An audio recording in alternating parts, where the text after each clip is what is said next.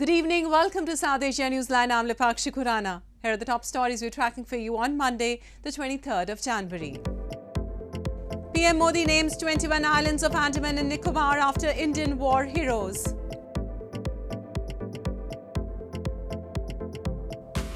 Pakistan suffers major power outage due to grid failure.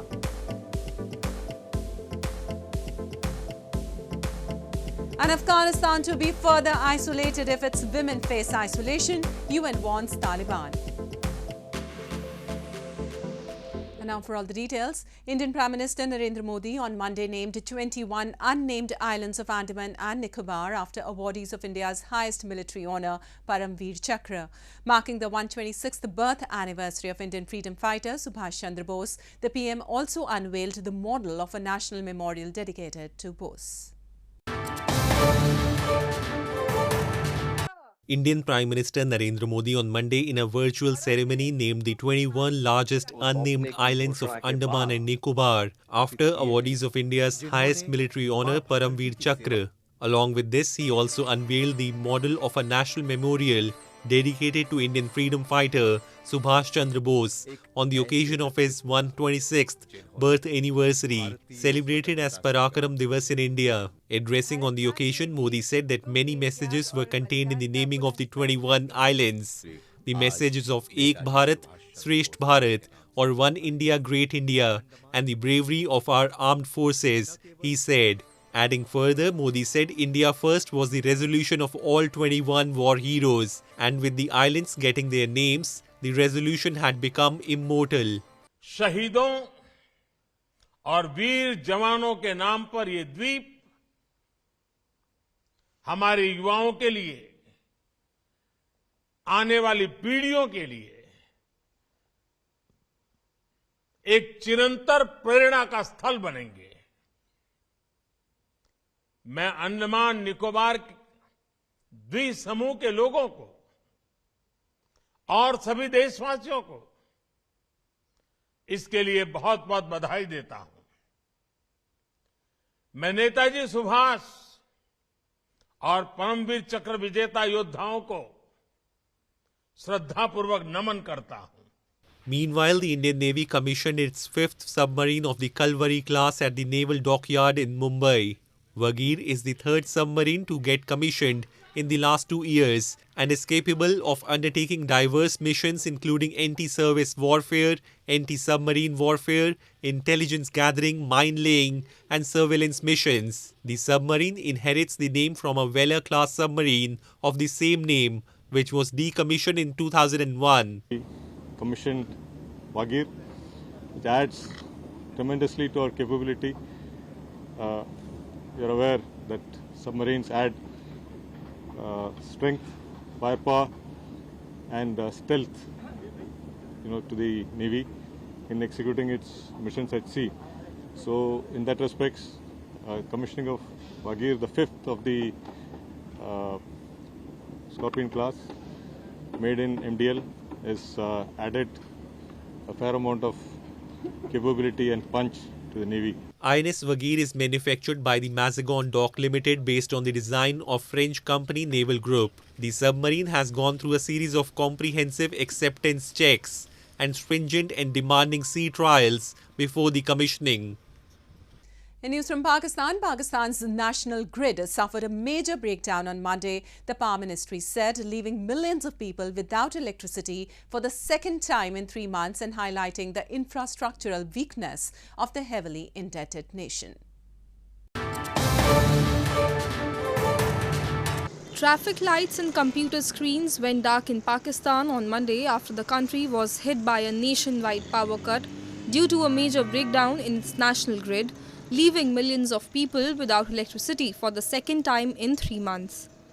Power Minister Khurram Dastagir Khan said on Twitter the outage was caused by a large voltage surge in the south of the grid, which affected the entire network. Supplies were being partially restored from north to the south, he added, nearly 6 hours after factories, hospitals and schools reported outages in Karachi, Islamabad, Lahore and Peshawar. The full restoration of power was expected by 10 p.m., authorities said. The last major outage in October also took hours to restore. Like much of the national infrastructure, Pakistan's grid desperately needs an upgrade that the government, which has lurched from one international monetary fund bailout to the next, says it can ill afford. Pakistan has enough installed power capacity to meet demand, but it lacks resources to run its oil and gas powered plants, and the sector is so heavily in debt that it cannot afford to invest in infrastructure and power lines. More news from Pakistan. 45 PTI lawmakers on Monday collectively withdrew their resignations from Pakistan's National Assembly. The development comes as PTI chairman and former Prime Minister Imran Khan had earlier announced the party's return to the National Assembly to test PM Shehbaz Sharif through a vote of confidence. 45 PTI lawmakers on Monday collectively withdrew their resignations from Pakistan's National Assembly by sending emails in this regard to Speaker Raja Parvez Ashraf. The lawmakers also staged a sit-in outside the Speaker's house to demand that their requests be immediately accepted. PTI leader Asad Omar said the decision was taken after the Speaker refused to accept all the resignations together. The next step will be the nomination of an opposition leader, he added. The development comes after the Speaker last week accepted resignations of around 70 lawmakers after former Premier Imran Khan announced his PTI party's return to the National Assembly to test incumbent PM Shehbaz Sharif through a confidence vote. PTI leader Fawad Chaudhry said that the latest move was to prevent turncoats from voting for Sharif. Around 131 MNAs of PTI had resigned en masse after Imran Khan failed to secure majority in a no-confidence vote in April last year. Since then, PTI has been demanding snap polls in the country, but ruling coalition has maintained the elections will be held as per the schedule in late 2023. Well, the United Nations delegation on their visit to Kabul has warned the Taliban that Afghanistan would be further isolated if it isolates its women. The delegation also said that their collective ambition is for a prosperous Afghanistan that is at peace with itself and its neighbors. The United Nations delegation, including UN Deputy Secretary General Amina Mohammed, during their 4-day visit to Kabul, met with high-ranking Taliban officials and warned the Taliban that Afghanistan would be further isolated if it isolates its women. A UN statement said that the aim of the visit was to observe the situation, engage with de facto authorities, and highlight the UN solidarity with the Afghan people. It said their collective ambition is for a prosperous Afghanistan that is at peace with itself and its neighbors. But Afghanistan is isolating itself in the midst of a terrible humanitarian crisis. The latest action by the Taliban to restrict women from working in NGOs and the ban on their university education has been condemned globally. The Taliban was called by UN legal experts to prioritize protecting the rights of women and girls under any circumstance. The international community was also urged to support Afghan women during these critical times. The Taliban has said that it would not permit any acts that violate Islamic law, and the concerns regarding restrictions on women's rights will be dealt with according to their established rule. And in news from Sri Lanka, China has given debt-ridden Sri Lanka the financing assurances required by the IMF to unlock a $2.9 billion bailout package, reports have suggested. This comes after India last Friday backed the island nation's efforts to secure the loan from the global lender to recover from its worst ever economic crisis. Within days after India officially announced that it will provide the necessary financial guarantees for Sri Lanka, which is burdened by debt, to obtain $2.9 billion loan from the International Monetary Fund (IMF, China has also announced that it will provide financial guarantees. Local media reports suggest China's Exim Bank delivered a letter on Saturday granting Sri Lanka a 2-year moratorium on repayment and agreeing with the International Monetary Fund's extended fund facility. Debt restructuring is essential for Sri Lanka to secure the IMF bailout. The island nation owed Chinese lenders $7.4 billion, or nearly a fifth of its public external debt, by the end of 2022, calculations by the China Africa Research Initiative show. Sri Lankan authorities now expect creditors to come together to implement a medium-term and long-term plan. Sri Lanka aims for board approval from the IMF in the first quarter of 2023. The funds will help the nation mend an economy that has fallen deeper into recession amid sky-high inflation and elevated borrowing costs, and pave the way for further assistance. And moving on, the Bangladesh Election Commission on Sunday said the election for the next president will be held by February this year. The tenure of incumbent president Abdul Hamid is scheduled to end by April. Hamid, who has already served 2 terms, will be ineligible to run for the office, this time due to constitutional provisions. The Bangladesh Election Commission on Sunday announced that the election for the office of the country's president will be held by February. In a press conference, Election Commission Secretary Mohammad Jagir Alam said the process has already begun. We will contact the Parliament Secretariat for meeting between Speaker and Chief Election Commissioner to finalize the date for poll, he said. The incumbent President Abdul Hamid's tenure is scheduled to end in April this year. Hamid, who was earlier serving as the Speaker of Bangladesh Assembly, assumed the office as acting president after the unexpected death of the then President Zillur Rahman.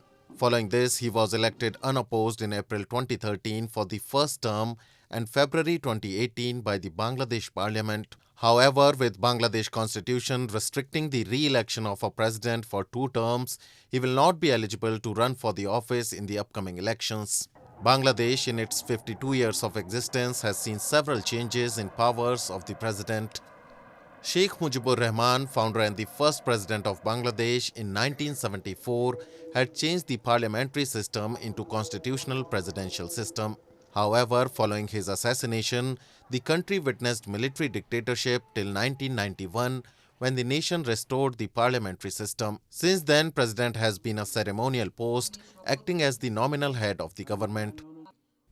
And a university student in India's southern Kerala has created an electric bike named Wild X, which can run up to 100 kilometers on a single charge. The two-wheeler runs on a regenerative power system, which means that it gets recharged while the rider is using it. A student in India's southern Kerala state has come up with an electric bike which can run up to 100 kilometers on a single charge, and the two-wheeler comes with an 8-volt motor and 2 riding modes. The creator of WildX, Melvin Ravi, who is a student at the Indira Gandhi College of Arts and Science, said that he spent 3 years building the bike and is still in the developing stage. It has a kilometer range of around 200 in normal mode, and it can go to the off-road mode of around 100 kilometer range, said Melvin's teacher. Currently, I have developed an electric adventure motorcycle, which is named WildX under Indira Gandhi College of Arts and Science. Still, I took 3 years to build this machine, and still currently this is under development. So this is an electric bike which has a 8-volt motor and which has a kilometer range of around 200 in a normal mode. And if you go to the off-road mode, which is the most powerful mode, it has around 100 kilometers of range. This bike needs around 3 to 4 hours of charging time, and it comes with a regenerative power system. So the charging, it automatically recharges the battery when you keep on driving. It comes with a reverse mode also, which helps in slope assist. Melvin Ravi said he aims to launch the one-of-its-kind electric bike in the market within the next 2 years. WildX also runs on a regenerative power system, which means that the bike gets recharged while the rider is using it. Well, that's all we have for you from South Asia this evening. Now our viewers can watch the show on SouthAsiaNewsline.com. You can also visit us on Facebook.com/SAsiaNewsline and follow us on Twitter @SAsiaNewsline. That's all in tonight's edition. We'll see you same time tomorrow.